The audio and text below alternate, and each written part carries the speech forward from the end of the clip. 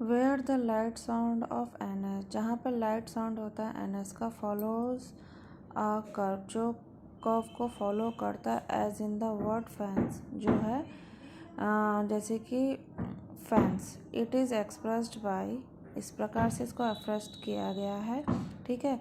और बाकी जिसमें एन जेड का जो है क्या कहते हैं, मैंने आपको पिछली वीडियो में बताया था कि इस वाला ये जो रूल है आपका, ठीक है, जहाँ पे एन जेड को, ठीक है, जहाँ पे वर्ड्स में एन जेड का जो साउंड निकलेगा, ठीक है, वहाँ पे एन और जेड को इस तरीके से रिप्रेजेंट किया जाएगा, ठीक है। जैसे फैंस में आपको इस तरीके से रिप्रेजेंट किया गया है, ठीक। इसी तरीके से ये एग्जाम्पल यहाँ पे दिए गए हैं।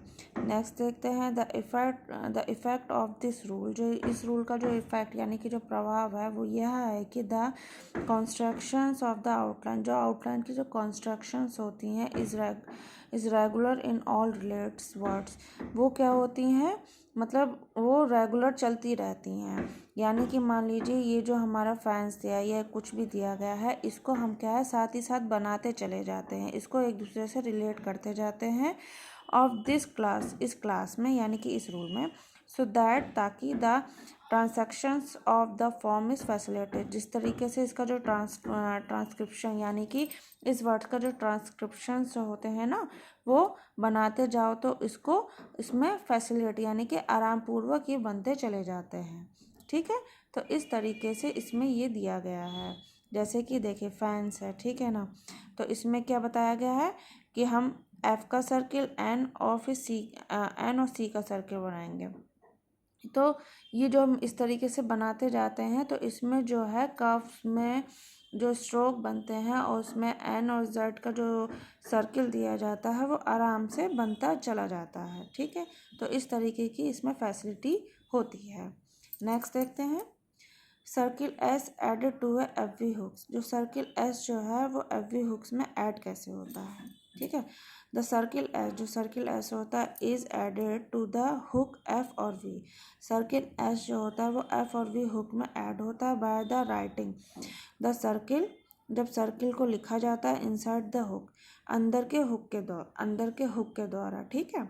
जब सर्किल को इनसाइड द हुक, अंदर के हुक के द्वारा लिखा जाता है, तब हमें उसमें the circle is added, circle add होता है एफ और वी का, ठीक है। एस का जो सर्किल होता है एफ और वी का एडेड होता है, रिटर्न द सर्किल, जब सर्किल लिखा जाता है अंदर के हुक के द्वारा, ठीक। किस प्रकार, जैसे ये पुफ, ठीक है, ये हुक बना है, अब इसमें एस जोड़ देंगे तो इस तरीके से हो जाएगा कर्व्स, ठीक है, इस तरीके से हो जाएगा वेव्स, इस तरीके से हमारा ये बनेगा, ठीक।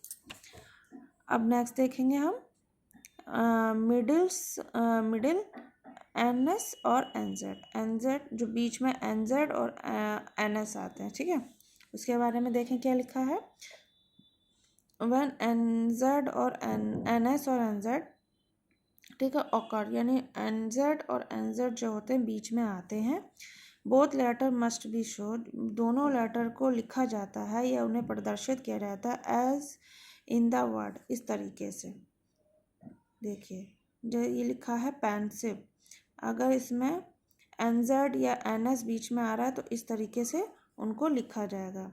डेंसिव, एन एस आ रहा है तो उनको इस तरीके से लिखा जाएगा डेंसिव, ठीक है, डेंसिटी, कैंसिल, जॉनसन, इस तरीके से ये एग्जाम्पल दिए गए हैं, इस तरीके से उनको लिखा जाएगा। तो ये हमारा आज का जो सेशन है एन एस और एन जेड का, साथ ही साथ मैंने आपको इसमें एस और एफ वी के हुक्स के बारे में बताया है, ठीक है। और ये हमारे एन जेड के हुक के बारे में मैंने आपको और भी थोड़ी डिटेल्स दी हैं, जिसकी थोड़ी डिटेल मैंने आपको पहले ही वीडियो में दे दी गई हैं, ठीक है।